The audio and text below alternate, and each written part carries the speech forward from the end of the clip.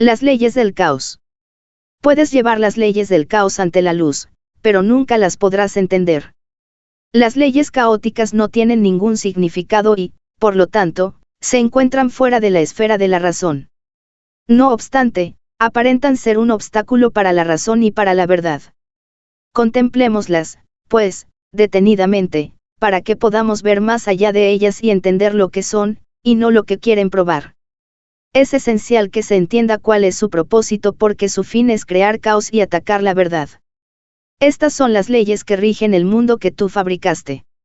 Sin embargo, no gobiernan nada ni necesitan violarse, necesitan simplemente contemplarse y trascenderse. La primera ley caótica es que la verdad es diferente para cada persona. Al igual que todos estos principios, este mantiene que cada cual es un ente separado, con su propia manera de pensar que lo distingue de los demás. Este principio procede de la creencia en una jerarquía de ilusiones, de que algunas son más importantes que otras, y, por lo tanto, más reales. Cada cual establece esto para sí mismo, y le confiere realidad atacando lo que otro valora. Y el ataque se justifica porque los valores difieren, y los que tienen distintos valores parecen ser diferentes, y, por ende, enemigos. Observa cómo parece ser esto un impedimento para el primer principio de los milagros, pues establece grados de verdad entre las ilusiones, haciendo que algunas parezcan ser más difíciles de superar que otras. Si uno pudiese darse cuenta de que todas ellas son la misma ilusión y de que todas son igualmente falsas, sería fácil entender entonces por qué razón los milagros se aplican a todas ellas por igual. Cualquier clase de error puede ser corregido precisamente porque no es cierto. Cuando se lleva ante la verdad en vez de ante otro error, simplemente desaparece. Ninguna parte de lo que no es nada puede ser más resistente a la verdad que otra. La segunda ley del caos, muy querida por todo aquel que venera el pecado, es que no hay nadie que no peque, y, por lo tanto, todo el mundo merece ataque y muerte. Este principio, estrechamente vinculado al primero, es la exigencia de que el error merece castigo y no corrección. Pues la destrucción del que comete el error lo pone fuera del alcance de la corrección y del perdón. De este modo, interpreta lo que ha hecho como una sentencia irrevocable contra sí mismo que ni siquiera Dios mismo puede revocar.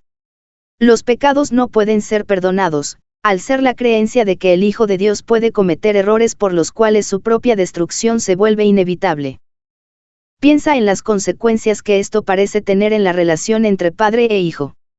Ahora parece que nunca jamás podrán ser uno de nuevo. Pues uno de ellos no puede sino estar por siempre condenado, y por el otro. Ahora son diferentes y, por ende, enemigos. Y su relación es una de oposición, de la misma forma en que los aspectos separados del hijo convergen únicamente para entrar en conflicto, pero no para unirse. Uno de ellos se debilita y el otro se fortalece con la derrota del primero. Y su temor a Dios y el que se tienen entre sí parece ahora razonable, pues se ha vuelto real por lo que el Hijo de Dios se ha hecho a sí mismo y por lo que le ha hecho a su Creador. En ninguna otra parte es más evidente la arrogancia en la que se basan las leyes del caos que como sale a relucir aquí.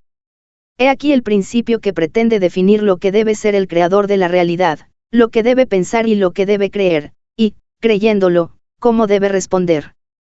Ni siquiera se considera necesario preguntarle si eso que se ha decretado que son sus creencias es verdad. Su hijo le puede decir lo que ésta es, y la única alternativa que le queda es aceptar la palabra de su hijo o estar equivocado.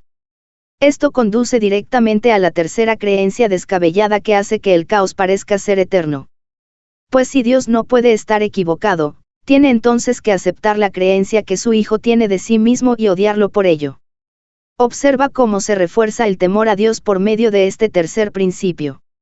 Ahora se hace imposible recurrir a Él en momentos de tribulación, pues Él se ha convertido en el enemigo que la causó y no sirve de nada recurrir a Él.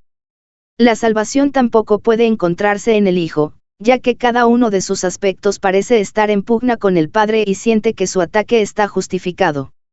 Ahora el conflicto se ha vuelto inevitable e inaccesible a la ayuda de Dios. Pues ahora la salvación jamás será posible, ya que el Salvador se ha convertido en el enemigo. No hay manera de liberarse o escapar. La expiación se convierte en un mito, y lo que la voluntad de Dios dispone es la venganza, no el perdón. desde allí donde todo esto se origina, no se ve nada que pueda ser realmente una ayuda. Solo la destrucción puede ser el resultado final. Y Dios mismo parece estar poniéndose de parte de ello para derrotar a su Hijo. No pienses que el ego te va a ayudar a escapar de lo que Él desea para ti. Esa es la función de este curso, que no le concede ningún valor a lo que el ego estima. El ego atribuye valor únicamente a aquello de lo que se apropia. Esto conduce a la cuarta ley del caos, que, si las demás son aceptadas, no puede sino ser verdad. Esta supuesta ley es la creencia de que posees aquello de lo que te apropias. De acuerdo con esa ley, la pérdida de otro es tu ganancia y, por consiguiente, no reconoce el hecho de que nunca puedes quitarle nada a nadie, excepto a ti mismo. Mas las otras tres leyes no pueden sino conducir a esto. Pues los que son enemigos no se conceden nada de buen grado el uno al otro, ni procuran compartir las cosas que valoran. Y lo que tus enemigos ocultan de ti debe ser algo que vale la pena poseer, ya que lo mantienen oculto de ti. Todos los mecanismos de la locura se hacen patentes aquí, el enemigo que se fortalece al mantener oculto el valioso legado que debería ser tuyo, la postura que adoptas y el ataque que infliges, los cuales están justificados por razón de lo que se te ha negado, y la pérdida inevitable que el enemigo debe sufrir para que tú te puedas salvar. Así es como los culpables declaran su inocencia. Si el comportamiento inescrupuloso del enemigo no los forzara a este vil ataque, solo responderían con bondad. Pero en un mundo despiadado los bondadosos no pueden sobrevivir, de modo que tienen que apropiarse de todo cuanto puedan o dejar que otros se apropien de lo que es suyo. Y ahora queda una vaga pregunta por contestar, que aún no ha sido explicada. ¿Qué es esa cosa tan preciada, esa perla de inestimable valor, ese tesoro oculto, que con justa indignación debe arrebatársele a este el más pérfido y astuto de los enemigos? Debe de ser lo que siempre has anhelado, pero nunca hallaste. Y ahora entiendes la razón de que nunca lo encontraras. Este enemigo te lo había arrebatado y lo ocultó donde jamás se te habría ocurrido buscar. Lo ocultó en su cuerpo, haciendo que éste sirviese de refugio para su culpabilidad, de escondrijo de lo que es tuyo. Ahora su cuerpo se tiene que destruir y sacrificar para que tú puedas tener lo que te pertenece. La traición que él ha cometido exige su muerte para que tú puedas vivir. Y así, solo atacas en defensa propia. ¿Pero qué es eso que deseas que exige su muerte? ¿Cómo puedes estar seguro de que tu ataque asesino está justificado, a menos que sepas cuál es su propósito? Aquí es donde el último principio del caos acude en tu auxilio. Este principio alega que hay un sustituto para el amor. Esta es la magia que curará todo tu dolor, el elemento que falta que curaría tu locura. Esa es la razón de que tengas que atacar. He aquí lo que hace que tu venganza esté justificada. He aquí, revelado, el regalo secreto del ego, arrancado del cuerpo de tu hermano donde se había ocultado con malicia y con odio hacia aquel a quien verdaderamente le pertenece. Él te quiere privar de ese ingrediente secreto que le daría significado a tu vida. El sustituto del amor, nacido de vuestra mutua enemistad, tiene que ser la salvación. Y no tiene sustitutos, pues solo hay uno. Y así, el propósito de todas tus relaciones es apropiarte de él y convertirte en su dueño. Mas nunca podrás poseerlo del todo. Y tu hermano jamás cesará de atacarte por lo que le robaste. Y la venganza de Dios contra vosotros dos tampoco cesará, pues en su locura él tiene también que poseer ese sustituto del amor y destruiros a ambos. Tú que crees ser cuerdo y caminar por tierra firme en un mundo en el que se puede encontrar significado, considera lo siguiente, estas son las leyes en las que parece basarse tu cordura. Estos son los principios que hacen que el suelo que pisas parezca firme. Y es ahí donde tratas de encontrar significado. Esas son las leyes que promulgaste para tu salvación. Apoyan firmemente al sustituto del cielo que prefieres. Ese es su propósito, pues para eso es para lo que fueron promulgadas. No tiene objeto preguntar qué significado tienen. Eso es obvio. Los medios de la locura no pueden sino ser dementes. ¿Estás tú igualmente seguro de que comprendes que su objetivo es la locura? Nadie desea la locura, ni nadie se aferra a su propia locura si ve que eso es lo que es. Lo que protege a la locura es la creencia de que es la verdad. La función de la demencia es usurpar el lugar de la verdad. Para poder creer en la demencia hay que considerarla la verdad. Y si es la verdad, entonces su opuesto, que antes era la verdad, tiene que ser ahora la locura. Tal inversión, en la que todo está completamente al revés, en la que la demencia es cordura, las ilusiones verdad, el ataque bondad, el odio amor y el asesinato bendición, es el objetivo que persiguen las leyes del caos. Esos son los medios que hacen que las leyes de Dios parezcan estar invertidas. Ahí las leyes del pecado parecen mantener cautivo al amor y haber puesto al pecado en libertad. Esos no parecen ser los objetivos del caos, pues gracias a la gran inversión parecen ser las leyes del orden. ¿Cómo podría ser de otra manera? El caos es la ausencia total de orden, y no tiene leyes. Para que se pueda creer en él, sus aparentes leyes tienen que percibirse como reales. Su objetivo de demencia tiene que verse como cordura. Y el miedo, con labios mortecinos y ojos que no ven, obcecado y de aspecto horrible, es elevado al trono del amor, su moribundo conquistador, su sustituto, el que te salva de la salvación. Cuán bella hacen aparecer a la muerte las leyes del miedo. Dale gracias al héroe que se sentó en el trono del amor y que salvó al Hijo de Dios para condenarlo al miedo y a la muerte. Sin embargo, ¿cómo es posible que se pueda creer en semejantes leyes? Hay un extraño mecanismo que hace que ello sea posible. Es algo que nos resulta familiar, pues hemos visto en innumerables ocasiones cómo parece funcionar. En realidad no funciona en absoluto, más en sueños, donde los protagonistas principales son solo sombras, parece ser muy poderoso. Ninguna de las leyes del caos podría coaccionar a nadie a que creyese en ella, si no fuera por el énfasis que se pone en la forma y por el absoluto desprecio que se hace del contenido. Nadie que crea que una sola de estas leyes es verdad se da cuenta de lo que dicha ley estipula. Algunas de las formas que dichas leyes adoptan parecen tener sentido, pero eso es todo. ¿Cómo es posible que algunas formas de asesinato no signifiquen muerte? ¿Puede acaso un ataque, sea cual sea la forma en que se manifieste, ser amor? ¿Qué forma de condena podría ser una bendición? ¿Quién puede incapacitar a su Salvador y hallar la salvación? No dejes que la forma que adopta el ataque contra tu hermano te engañe. No puedes intentar herirlo y al mismo tiempo salvarte.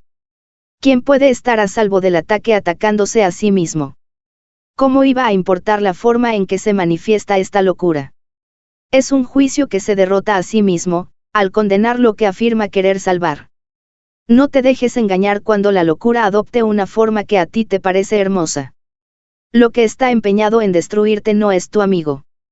Sostienes y piensas que es verdad que no crees en estas leyes insensatas ni que tus acciones están basadas en ellas. Pues cuando examinas de cerca lo que postulan, ves que no se puede creer en ellas. Hermano, ¿crees en ellas? Pues de no ser así, ¿cómo podrías percibir la forma que adoptan, con semejante contenido? ¿Podría acaso ser sostenible cualquiera de las formas que adoptan? Sin embargo, crees en ellas debido a la forma que adoptan, y no adviertes el contenido. Este nunca cambia. ¿Puedes acaso darle vida a un esqueleto pintando sus labios de color rosado, vistiéndolo de punta en blanco, acariciándolo y mimándolo? ¿Y puede acaso satisfacerte la ilusión de que estás vivo? Fuera del cielo no hay vida. La vida se encuentra allí donde Dios la creó. En cualquier otro estado que no sea el cielo la vida no es más que una ilusión. En el mejor de los casos parece vida, en el peor, muerte. Ambos son, no obstante, juicios acerca de lo que no es la vida, idénticos en su inexactitud y falta de significado. Fuera del cielo la vida es imposible, y lo que no se encuentra en el cielo no se encuentra en ninguna parte. Fuera del cielo lo único que hay es un conflicto de ilusiones, de todo punto insensato, imposible y más allá de la razón, aunque se percibe como un eterno impedimento para llegar al cielo. Las ilusiones no son sino formas. Su contenido nunca es verdad. Las leyes del caos gobiernan todas las ilusiones. Las formas que éstas adoptan entran en conflicto, haciendo que parezca posible concederle más valor a unas que a otras.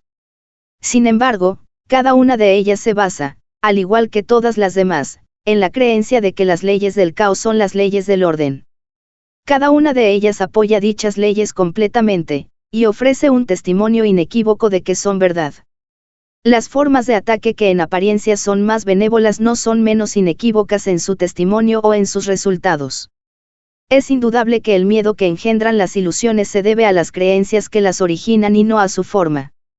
Y la falta de fe en el amor, sea cual sea la forma en que se manifieste, da testimonio de que el caos es la realidad. La fe en el caos es la consecuencia inevitable de la creencia en el pecado. El que sea una consecuencia es lo que hace que parezca ser una conclusión lógica, un paso válido en el pensamiento ordenado. Los pasos que conducen al caos proceden de manera ordenada desde su punto de partida. Cada uno de ellos se manifiesta en forma diferente en el proceso de invertir la verdad, y conduce aún más profundamente al terror y más allá de la verdad. No pienses que un paso es más corto que otro ni que el retorno desde uno de ellos es más fácil que desde otro. En cada uno de ellos reside el descenso desde el cielo en su totalidad. Y allí donde tu pensamiento empieza, allí mismo tiene que terminar. Hermano, no des ni un solo paso en el descenso hacia el infierno. Pues una vez que hayas dado el primero, no podrás reconocer el resto como lo que son. Y cada uno de ellos seguirá al primero. Cualquier forma de ataque te planta en la tortuosa escalera que te aleja del cielo. Sin embargo, en cualquier instante todo esto se puede deshacer. ¿Cómo puedes saber si has elegido las escaleras que llevan al cielo o el camino que conduce al infierno? Muy fácilmente. ¿Cómo te sientes? ¿Estás en paz?